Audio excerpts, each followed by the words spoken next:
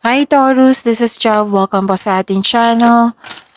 Gamitin ang reading na ito bilang gabay lamang. Kung naka-resonate kayo, comment down. Kung hindi kayo naka-resonate, ibigay niyo po sa iba kasi general reading po ito. This is for you, Taurus.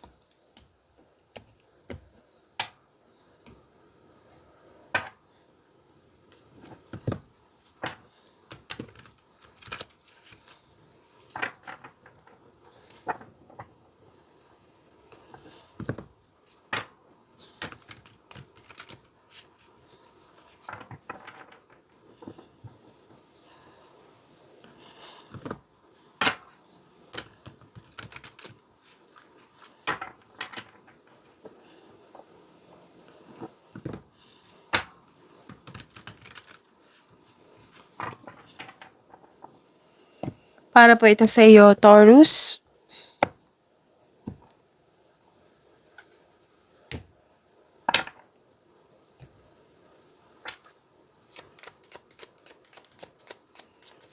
Maraming salamat po sa inyong patuloy na support at maraming salamat din po sa mga hindi nag-skip ng ads.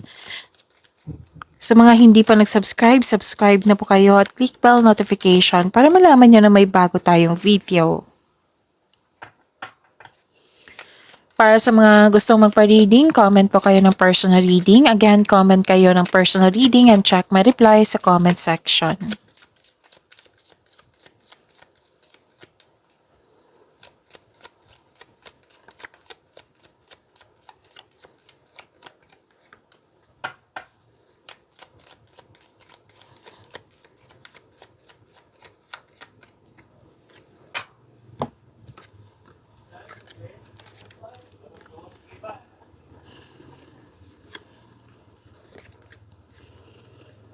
Okay.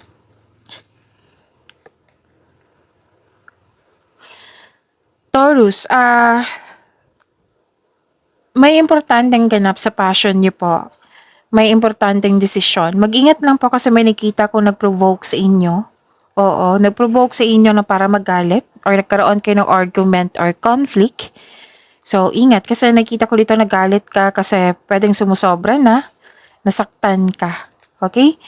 At huwag kayong mag-alala kasi may healing po akong nakikita dito. Hope and healing and may dumating na opportunities na bibigyan mo siya ng best decision and best choices. Yes, dalawang card na po nagsabi dito na may importanteng desisyon kayo. Oo, may pipiliin, may importanteng desisyon. You have the power, authority, and protection po. May nag-uusap dito regarding sa big business, regarding sa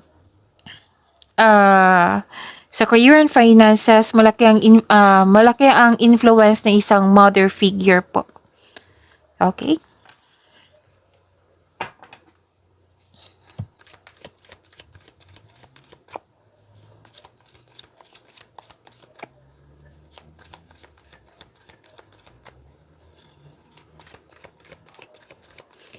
Energy po ni Taurus.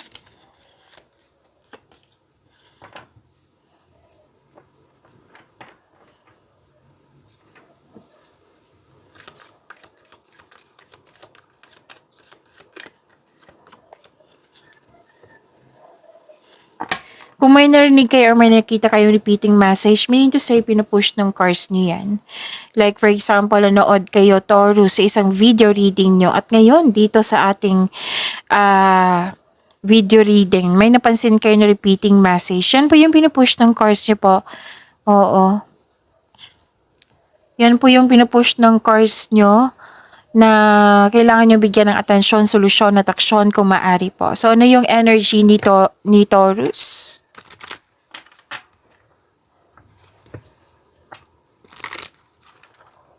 May nakita ko ditong biglaang pagbabago, a sudden change. Mas lumawak yung ambisyon mo sa buhay. May biglaang pagbabago na parating sa financial man or sa relasyon or sa connection mo sa isang tao. A sudden change na hindi ka takot mag-let go. Ang darating na pagbabago na ito ay makasuporta sa iyong growth and expansion. So sabi ng card dito, always expect the unexpected. May sekreto na parating po which may be shocking, so be ready.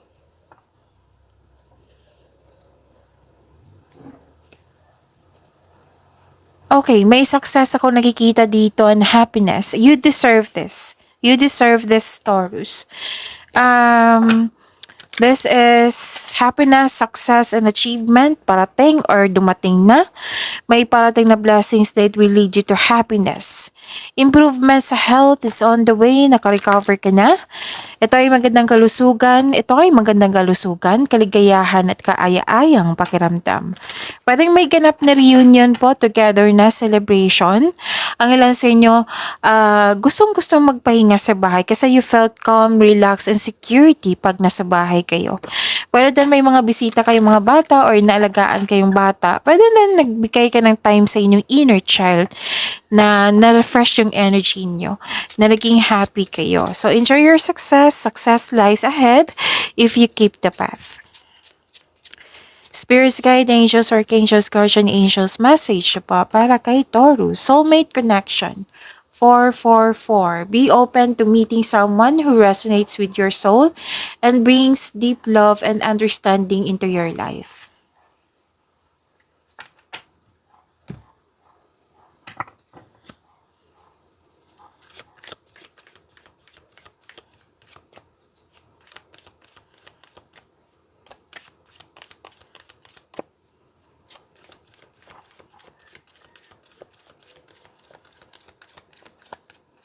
Career and money po.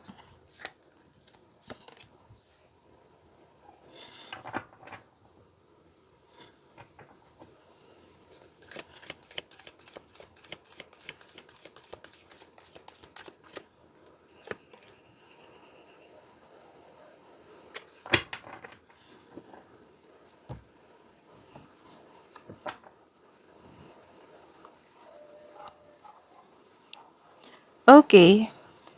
Sa career and money nyo po, you're moving forward. You are embarking on a healing journey. Pwedeng paglilipat to ng lokasyon, pwedeng travel ito, or yung bakasyon.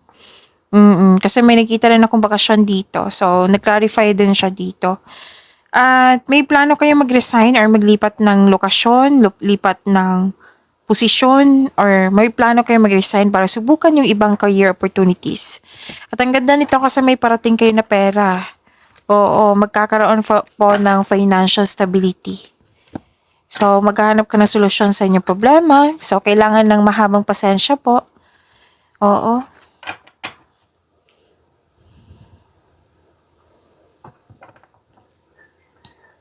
So, nagkaroon ng conflict, argument dito, kaya pala mag-move on kayo, you're moving forward, pwedeng umalis, or lumipat. Oo. May toxic kasi na tao dito. Yung sabi ko kanina sa inyo, dito sa Oracle cards, no, na may toxic na tao na maaring mag-away kayo or yung, kasi may sabi dito na aalas ka nang dahil sa toxicity. Aalis ka, pwedeng umalis, tumiwalag, or nagput ka ng limitation na hindi kailangan na lumipat. Oo, pwede. So, makinig kayo sa inyong intuition kasi it will guide you away from toxic person or toxic place.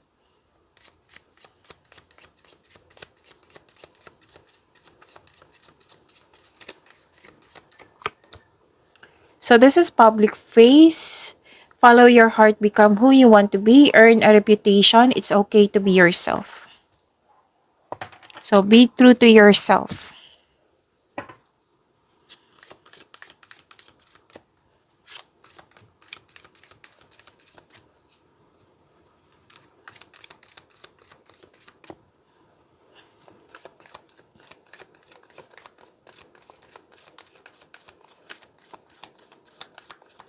Love life, self-love, partnership, and romance.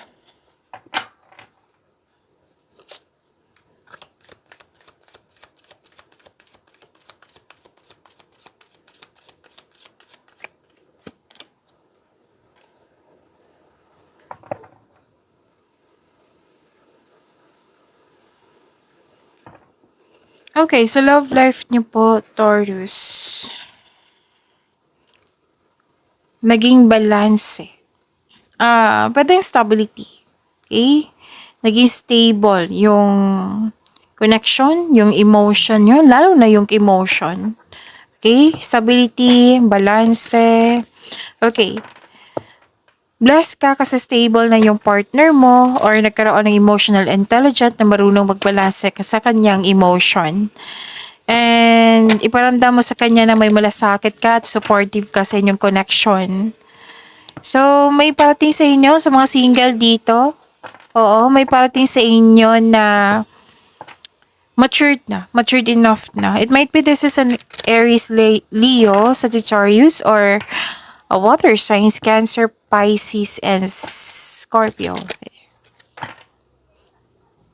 Okay. So, chinek ko lang kung tama ba yung binanggit ko. Fire signs kasi Aries, Leo, Sagittarius. Oo. Aries, Leo, Sagittarius, or water signs, Cancer, Pisces, Scorpio. Okay. So tinama ko lang. Okay. So, may bagong simula dito. Pwedeng kakapasok lang sa relasyon. Oo. Or may bagong simula sa inyong journey, may journey, new journey. This is new journey kasi.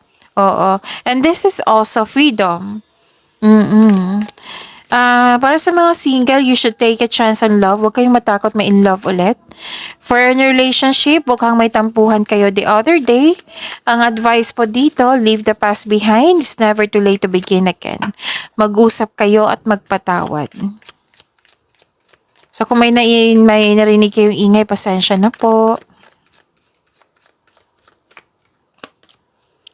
Toxicity. Toxic relationships can drain your energy and self-worth. Be aware. Pag-imanin niyo po yung blessings na binigay sa inyo. Taurus, see you tomorrow. Maraming salamat po.